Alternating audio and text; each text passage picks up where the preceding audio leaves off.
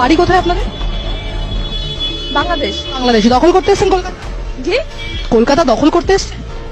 কখনোই এটা করতে আসবো না, যেহেতু আমাদের দেশ বাংলাদেশ। আপনাদের প্রাক্তন সেনাকর্তারা বলছেন যে 4 দিনের মধ্যেই কলকাতা দখল করে নেবে। এটা আপনাদের মতন খবরেই এইটা শুনতেছি, আমরা তো তিনি বলছেন আপনাদের সংবাদ মাধ্যম সে সমস্ত বাইট সে সমস্ত রিয়াকশন সামনে। আপনিও তো সংবাদ করছেন, আপনিও এটা ছড়াবেন, এরকম করে সবাই ছড়াবে। আপনি বলছেন যে বলছেন না, এই কথা বলেননি। না না, আমরা কেন? প্রাক্তন সেনারা এই কথা। আমাদের দেশটা স্বাধীন, আমরা আমাদের দেশের জন্য গর্বিত, ঠিক আছে? আমরা কারো দেশ চাই না, এবং আমরা চাই যে সবাই শান্তিতে থাক।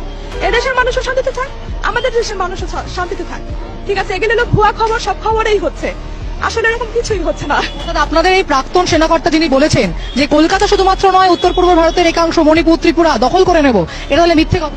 ভুয়া, এটা একটা ভুয়া খবর। করে ভুয়া খবর মানে কি করে ভুয়া খবর? কারণ আমরা এটা দেখি নাই, সরাসরি কোনোটা শুনিও না। আপনারা দেখেননি, শোনেননি। ওদেশে সংখ্যালঘুদের উপর নিপীড়ন চলছে, এটা সত্যি কথা না? এটাও ভুয়া খবর। এটাও ভুয়া কথা, কারণ বাস্তবে কোনো কিছুই হচ্ছে না, কোনো কিছুই হচ্ছে না। সংখ্যালঘুদের উপর হচ্ছে না, তাহলে আপনাদের সংবাদ মাধ্যম মিথ্যে খবর দেয়। এখানেও মিথ্যা খবর। আমাদের সোর্স তো আপনাদের সংবাদ মাধ্যম, কোন দেশের সংবাদ মাধ্যম। ওইখানে দেখাচ্ছে কলকাতা যারা আসছে তারা অনেক মানে ইয়ার মধ্যে পড়ছে, মানে অনেকে মারধর করছে, কিন্তু আমরা তো অনেকদিন ধরে আছি, আমরা কোনো কিছু হচ্ছে না এখানে, শান্তিতেই ছিলাম, 20 দিন যাবত আছি, শান্তিতে ছিলাম। এবং বাংলাদেশে যে বলছে যে হিন্দুদের মারছে, হিন্দুদেরও কিন্তু ওখানে মারছে না, ওইখানেও মানুষ শান্তিতে আছে।